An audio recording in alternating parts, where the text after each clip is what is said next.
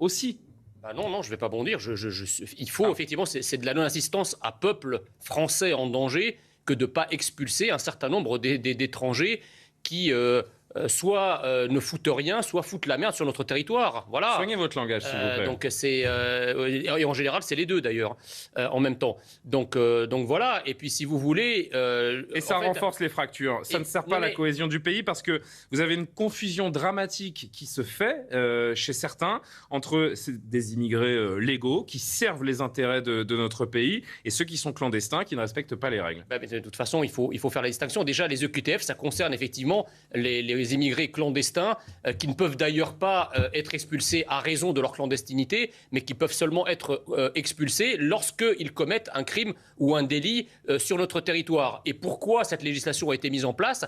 Évidemment, tout ça est couvert par les droits de l'homme. Il n'y a qu'un malheur, c'est qu'on a oublié que l'homme avec un grand H pouvait être français. Et que les droits de l'homme s'appliquent aussi et avant tout aux Français, surtout lorsqu'on est en France. J'ai l'impression d'enfoncer des portes ouvertes, mais malheureusement, on en est à rappeler ce genre d'évidence. Il faut d'abord protéger la France et les Français avant de porter assistance et protection à des étrangers. Et lorsque l'étranger qu'on accueille chez nous... Des étrangers illégaux. Légaux ou illégaux. Les légaux qui payent des taxes et qui sont adaptés, a priori, ne posent pas de problème. Si, parce que vous avez aussi des étrangers légaux qui posent problème. Donc, légal ou illégal, si vous posez un problème en France et que vous êtes étranger, quel que soit votre statut, vous n'avez plus rien à faire chez nous. Dernier mot. C'est racaille en même temps. Hein. Pardon ? Il est dans un environnement racaille. Donc arrêtez de dire... Pardon, vous dites n'importe quoi. En général, il y a des environnements, il y a des environnements qui ne sont pas favorables à la police. Si vous allez arrêter quelqu'un dans un quartier... Non, mais un environnement racaille, ça ne veut rien dire. Pardon, je ne vais pas vous laisser dire ça, ça ne veut rien dire. Si, bien sûr. Il est dans une gare parisienne, donc une gare parisienne n'est pas un environnement racaille. Si vous allez gare du Nord ou gare de l'Est, vous n'êtes pas en Scandinavie, si vous voyez ce que je veux dire. Non, mais j'ai pas envie, franchement. On n'aurait pas été promu. Parce que généralement, quand on est promu, c'est qu'on est satisfait des résultats obtenus. Non, mais de ne pas le changer, c'est une chose. De là le promouvoir, c'en est une autre, Jean Messia. La réalité, ce que ces gens n'ont pas vu, donc ces gens qui critiquent l'intervention de la police, c'est que là, vous avez donc un récidiviste en situation irrégulière qui est dans la nature et qui agresse, en l'occurrence des forces de l'ordre, mais qui se fait menaçant avec tous les gens qui l'entourent. Non, mais ce qui est dingue, si vous voulez, c'est que... comportements déviants. Et ensuite, Valérie. D'abord, vous voyez bien que l'action de la police, elle n'est pas entravée et elle n'est pas aussi facilitée de la même manière en fonction des environnements dans lesquels vous vous trouvez. Ça, c'est la première chose. La deuxième chose, encore une fois, que fait ce type de profil sur notre territoire ? C'est un demandeur d'asile, donc il vient demander... C'est la question qu'on se pose. Il vient demander la protection de la France. Il menace des forces de l'ordre qui représentent la France. Il n'en est pas à sa première. La réponse à donner, c'est dehors.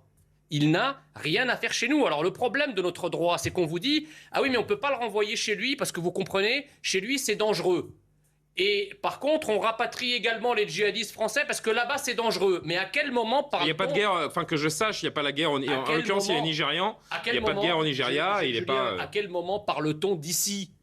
À quel moment parle-t-on du danger pour ici, pour la France et pour les Français ? C'est quand même ça qui doit servir de gouvernail à notre politique migratoire. Je veux dire que ce type d'individu, il n'a rien à faire chez nous. Et en fait, on s'en fout de savoir ce qu'il va devenir après ce qu'il vient de faire, une fois qu'il sera expulsé chez lui. Il n'a qu'à bien se tenir. Il avait déjà arrêté au mois de mai dernier et donc a été relâché dans la nature. C'est la question qui nous taraude tous.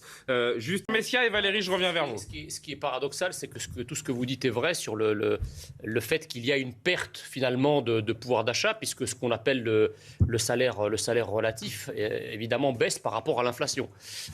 Donc on attend de voir d'ailleurs le projet de loi sur le pouvoir d'achat pour voir si ça sera compensé.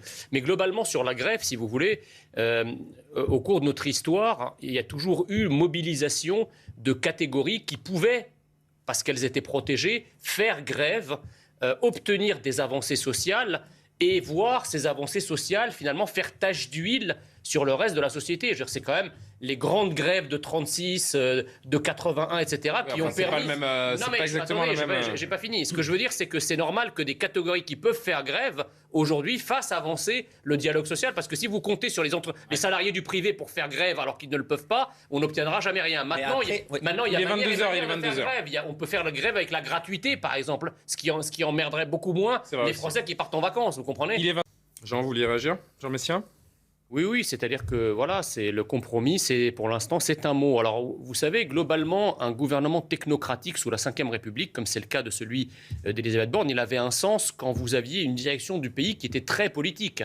On se souvient par exemple que le général de Gaulle ou même François Mitterrand prenaient des profils très technocratiques, y compris pour leur Premier ministre, sachant que eux désignaient un cap, désignaient une stratégie, désignaient une ligne, un cap pour la France. Mais là, l'idéologie d'Emmanuel Macron, en tout cas sa vision de la France ou la stratégie de la France, elle est quand même assez floue. On ne sait pas comment imagine Emmanuel Macron la France dans 20, 30 ou... Elle a confirmé quand même. À l'issue de son quinquennat. Elle a confirmé la réforme des retraites avec allongement de la durée de cotisation. Elle a annoncé, je finis, la nationalisation à 100% d'EDF pour l'aider à surmonter la crise actuelle. Elle a réaffirmé qu'il n'y aurait pas de hausse d'impôts. Alors c'est vrai qu'il n'y a aucun timing, aucun élément concret d'agenda.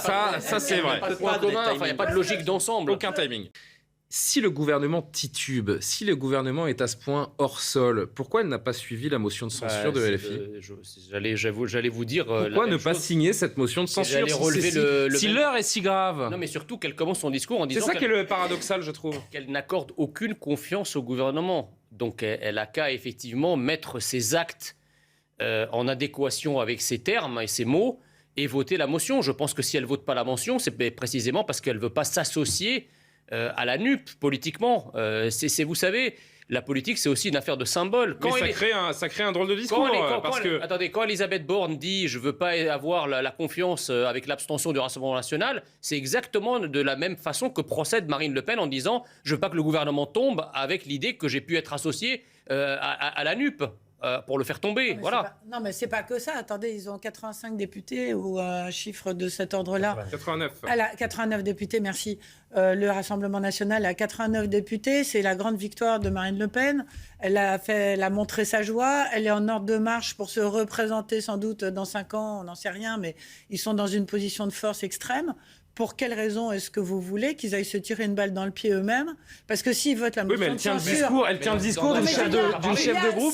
Si elle vote la motion de censure avec la NUP, l'Assemblée est dissoute. Oui, mais dans ce cas-là, il faut pas qu'elle parle. Attends, elle fait preuve de responsabilité quand même. Elle a dit qu'elle serait une opposante responsable. Elle fait preuve... Mais elle n'a absolument aucun intérêt à ce que cette Assemblée-là soit réélue. Aucun intérêt. Vous avez parfaitement raison, mais le problème, c'est que ce qu'on soulève, c'est un problème de cohérence. Sur le fond, vous avez parfaitement raison et je vous rejoins. Mais dans ce cas, vous venez pas. Il a fallu être un peu moins véhémente à la tribune, en effet. On n'accorde aucune confiance au gouvernement et on veut qu'il tombe. Oui, le chahut, ça existe à l'Assemblée nationale, on n'apprend rien. Mais là, c'est un discours de politique générale, il y a une solennité encore plus grande. C'est l'Assemblée ou c'est le cirque ? Écoutez, j'en sais rien, mais ce qui est sûr, c'est que ceux qui font ça sont au mieux des saltimbanques, des ados attardés, des ménétriers ou des ménestrels qui se croient à la fête à neuneux. Voilà, je crois qu'on ne réagit pas comme ça quand on est élu de la nation, qu'on a en face de soi le Premier ministre qui fait un discours quand même assez solennel. Je crois qu'il faut savoir se tenir. Là, on avait l'impression que c'était l'ambiance... l'homme à 3 têtes, la femme à barbe, une atmosphère de fête foraine, je sais pas, il y a quelque chose de décalé. Moi, je ne suis pas du tout d'accord avec la politique d'Elisabeth Borne, pas plus qu'avec celle d'ailleurs d'Emmanuel Macron, mais je crois qu'une démocratie digne de ce nom, et qui plus est une démocratie représentative, il faut savoir se tenir, il faut avoir le respect des interlocuteurs. Par contre, là où je critique un peu l'attitude d'Elisabeth Borne, c'est quand elle dit qu'elle veut parler avec tout le monde, quand elle refuse effectivement le vote de confiance, simplement parce qu'elle n'a pas envie de... C'est autre chose. Non, c'est très important. Parce qu'elle n'a pas envie de l'avoir avec le silence, c'est-à-dire l'abstention du Rassemblement national. Donc le Rassemblement national, le fait qu'il soit silencieux et que grâce à ce silence, elle puisse obtenir... Mais ça, on va en parler tout à l'heure. Je voudrais vraiment qu'on reste sur LFI et sur ce chahut autour du discours de politique générale, qui est assez indigne, en effet, de l'Assemblée nationale. Ça, c'est sûr. On va faire le tour. Votre impression générale ? L'impression générale, c'est que c'est un discours qui était à la fois très sérieux, très technocratique, mais en même temps un discours assez ennuyeux, assez terne. C'était pas un discours comme de politique générale comme on a pu en connaître par le passé. Ça n'avait rien d'un discours galvanisateur et pris à pic, si vous voulez. Donc on assiste à ça. Alors c'est vrai qu'il y a eu le moment émotion à la fin où elle parle un peu d'elle-même, mais là encore, je pense que la France aujourd'hui, elle a besoin d'un souffle. Elle a besoin de quelque chose qui provoque une sorte d'émulation. Les Français ont besoin de rêver, ils ont besoin de se reconnaître dans leur gouvernement. Le gouvernement doit leur donner une ambition, un cap. Quand elle dit les Français attendent qu'on se parle, excusez-moi, ça ne veut rien dire. Je n'ai pas l'impression que le gouvernement, jusqu'à présent, ils étaient muets. Donc c'est un discours encore une fois avec les oppositions, Jean Messia, ne faites pas semblant de ne pas comprendre. Oui, mais le problème c'est ça, c'est qu'il y a un paradoxe, si vous voulez, c'est que elle dit qu'il faut que le gouvernement et l'Assemblée nationale se parlent, mais en fait, dans son attitude ferme, elle est finalement dans une attitude fermée. C'est-à-dire qu'il n'y a pas, je ne vois pas de concertation là demain. Il va y avoir un grand texte. C'est vrai que le mot compromis a été souvent prononcé, mais pour l'instant c'est plus une incantation qu'autre chose pour le moment. Une sémantique, si vous voulez, ensemble, compromis, etc., qui fait très rassembleur. Mais en même temps, on voit que dans les actes, je veux dire, est-ce que l'opposition a été associée, par exemple, à ce texte, à ce projet de loi qui va être présenté sur le pouvoir d'achat ? On va y revenir. Le fond, on va y revenir. Je voudrais vraiment l'impression générale rapidement de chacun.